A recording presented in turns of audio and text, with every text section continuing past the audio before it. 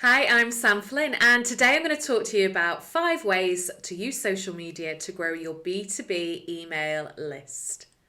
So before we get into the 5 ways, it's a really important point that you do not own your social media. You could build up tens of thousands of followers, but they don't belong to you.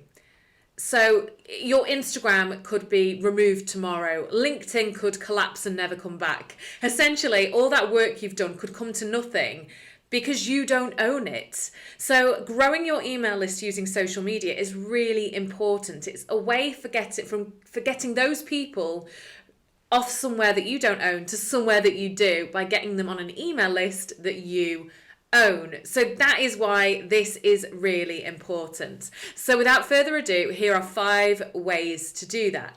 Number 1 is using your profiles. So if you have something that you give away for free in return for an email address, then you should have a link to this in your profile, a link to the page where they put their name and email address in to get that thing. Now, that thing may be a free video series, a webinar, a download, a report, a white paper. It might be a list. So I have one that's 100 content ideas, for example. Whatever it is, it should be something that your audience wants that pre-qualifies them as your ideal customer. So for example, if I share something that is going to train or help someone learn how to grow their business using social media, then I know that I am attracting the right people. I'm attracting people who want to learn about using social media to grow their business. So make sure your freebie, whatever it may be, pre-qualifies people onto your list and that they are the right people that can then become customers for you. And you want to pop those links in your profile. Now, depending on the platform, you may only have one link on your profile. It could be that you direct people straight just to that link where they can get that free download. Alternatively, you could create a link that has numerous links then on it. So when they click on that, they've got, say, 4 different options of where they can go. So your business website, your free download page, your YouTube channel, whatever.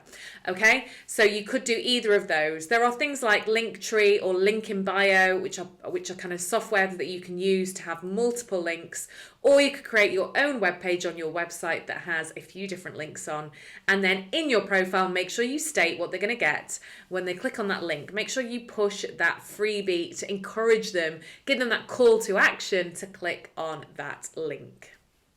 Number 2 is linking to your freebie in your stories. Now, obviously this is platform specific. You can't do stories on every platform, but let's use Instagram as an example. You can now share a link in your Instagram stories, no matter how many followers you have, which is really handy for directing people to that freebie, that download page where they put their name and email address in to get your freebie.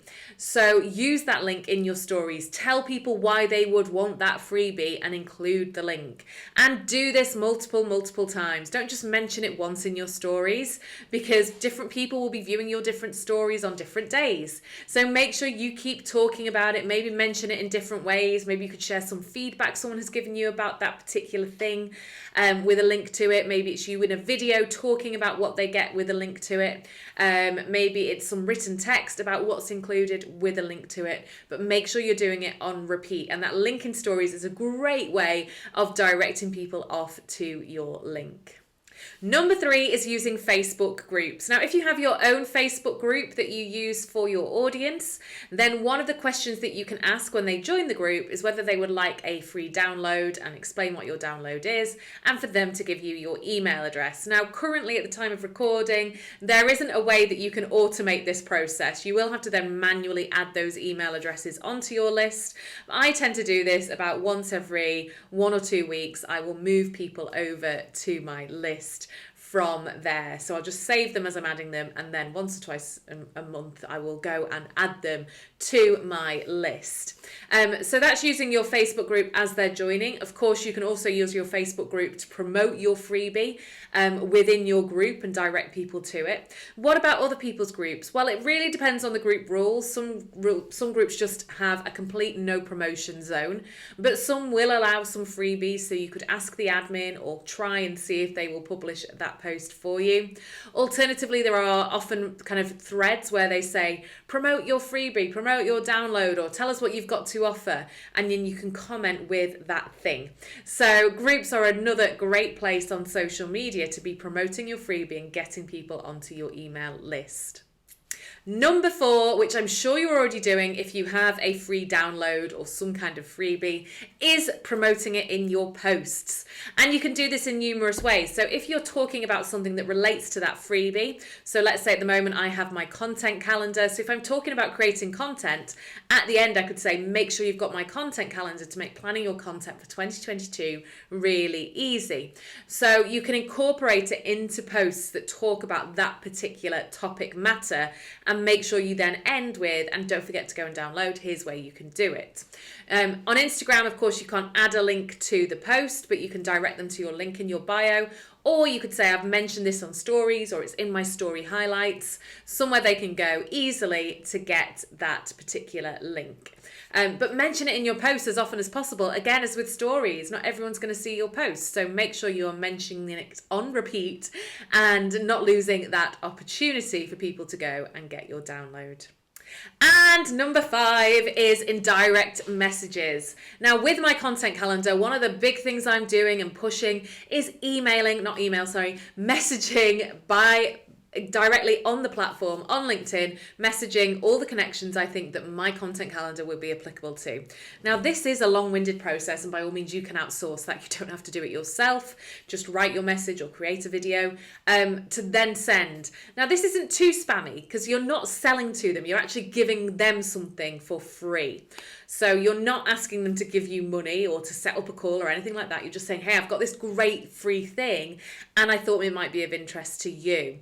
And as I say, it is a long drawn out process, but it's a great way of actually seeing who you're connected to and then interacting with them and building that communication with them.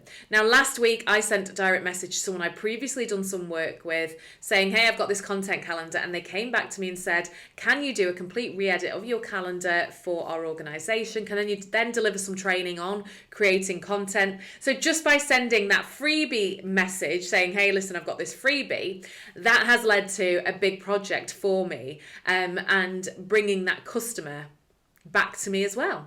So it's a win-win. So that's a great thing about direct messaging is it often leads to other opportunities, but of course it gets people onto your email list too. You could also do this with new followers or new connections. You could message them and say, it's great to be connected to you.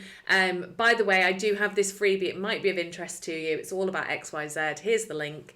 And again, it's not too spammy because you're giving them something for free rather than kind of pushing straight in with the sell. Alternatively, you could be a bit chatty and then you could sign off, P.S. This might be of interest to you. It's a free download on how to do XYZ. So you can add it in after rather than it being the main point of your message. But that one-to-one communication means they're going to pay more attention. You've got kind of into their social media inbox rather than hoping at some point they'll see your posts, which they may not do thanks to the blooming algorithm.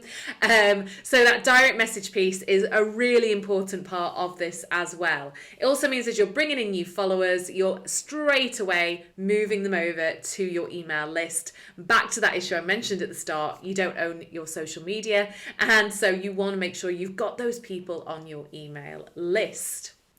So to recap then, in summary, the 5 ways to use social media to grow your B2B email list are: number 1, in your profiles; number 2, in your stories; number 3, in Facebook groups; number 4, in your social media posts; and number 5, in your direct messages. I hope that has been useful to you. I have a whole video on this on Planet Social Media, my online membership, which is designed to help you grow your business using social media. I have a full video all about growing your email list using social media, as well as over 60 other videos related to growing your business in different ways using social media. If you'd like to learn more about that, just head to planetsocialmedia.co.uk and I will see you in my next video. Take care. Bye bye.